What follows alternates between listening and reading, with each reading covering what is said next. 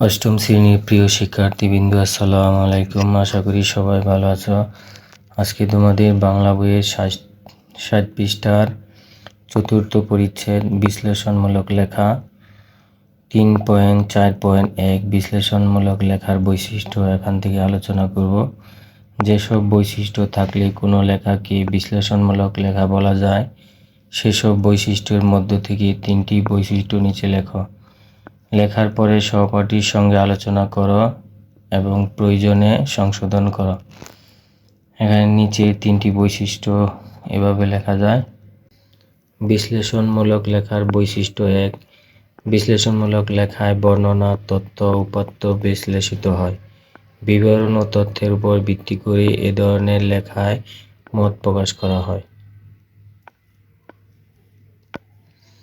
2 নম্বর বৈশিষ্ট্য, এ ধরনের লেখায় বিভিন্ন তথ্যের মধ্যকার সাদৃশ্য, বৈসাদৃশ্য, সম্পর্ক, তুলনা ইত্যাদি প্রকাশ করা যায়।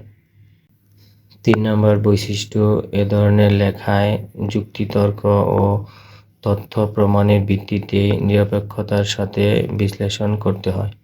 এই ছিল বিশ্লেষণমূলক লেখার 3টি বৈশিষ্ট্য। এরপর 3.4.2 পড়ে কি বুঝলাম। শব্দ থেকে কবিতা রচনার ভিত্তিতে নিচে কয়েকটি প্রশ্ন দেওয়া আছে।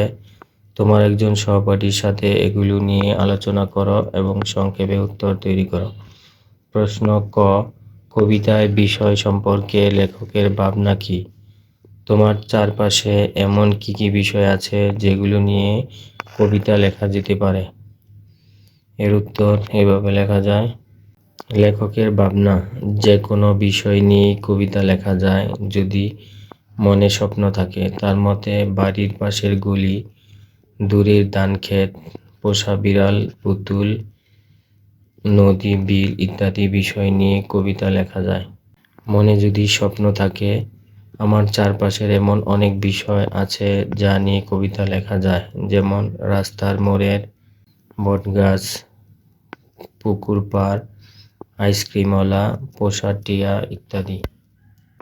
ছিল ক নং প্রশ্নের উত্তর। এরপর খ, কবিতা লিখতে হলেই নতুন কথা ভাবতে হবে আর সেই কথাকে পরিয়ে দিতে হবে শব্দ ও ছন্দের রঙিন সাজ পোশাক। লেখক এই কথা দিয়ে কি বুঝিয়েছেন? লেখক এই কথা দিয়ে যা বুঝিয়েছেন তা হলো, লেখক প্রশ্নোক্ত কথা বলেছেন কবিতা লেখার উপযুক্ত উপকরণ এবং মনে থাকা স্বপ্নের সমন্বয়ে কবিতা লেখার কৌশল সম্পর্কে ধারণা দেওয়ার জন্য। কবিতা লিখতে হলে নতুন কথা ভাবতে হয় আর সে কথা উপযুক্ত শব্দ সহযোগে ছন্দময় ভাষায় প্রকাশ করতে হয়।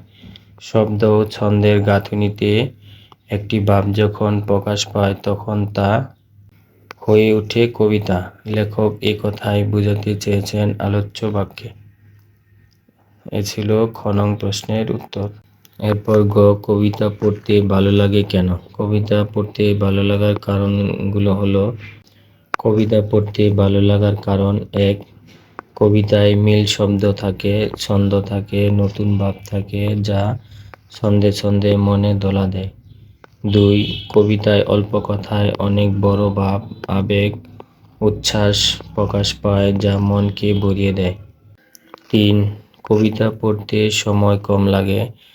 কবিতার শব্দ ও ছন্দের বুননে মনে আনন্দ জাগায় এবং তা সহজে স্মৃতিতে ধারণ করা যায়। এ ছিল কবিতা ভালো লাগার কারণ। এরপর 3.4.3 লেখা নিয়ে মতামত। শব্দ থেকে কবিতা রচনাটির যেসব বক্তব্য নিয়ে তোমার মতামত রয়েছে বা প্রশ্ন জেগেছে তা নিচের ছকে লেখো। কাজ শেষে কয়েকজন সহপাঠীর সঙ্গে আলোচনা করো এবং প্রয়োজনে সংশোধন করো। একটি নমুনা দেওয়া হলো। শব্দ থেকে কবিতা রচনায় যা আছে, এপাশে আছে আমার জিজ্ঞাসা ও মতামত। 1, যে লেখাগুলো পড়লে মন নেচে ওঠে, গান গেয়ে উঠতে ইচ্ছে করে, চোখে বুকে রং বেরঙের স্বপ্ন এসে জমা হয়, তাই কবিতা।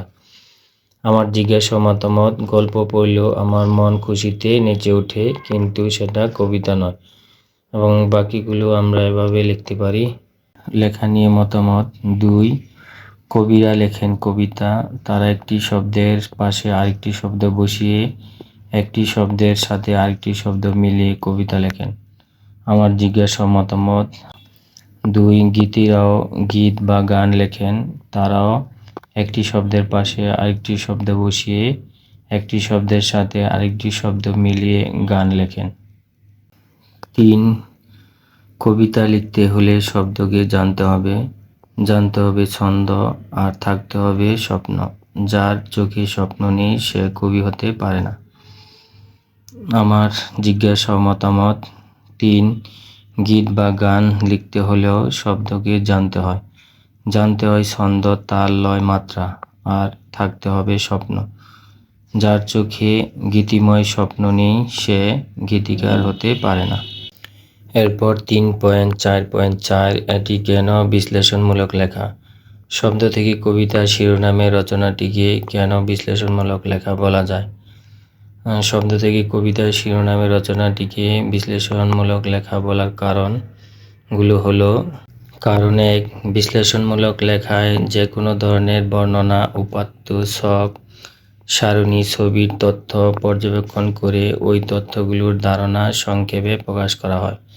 শব্দ থেকে কবিতা লেখাটিতেও এই বৈশিষ্ট্য লক্ষ্য করা যায়। 2 নম্বর কারণ, বিশ্লেষণমূলক লেখায় বিভিন্ন তথ্য বিশ্লেষণ করা হয়। এ লেখায়ও কবিতা এবং কবিতা লেখার বিষয়ে বিশ্লেষণ করা হয়েছে।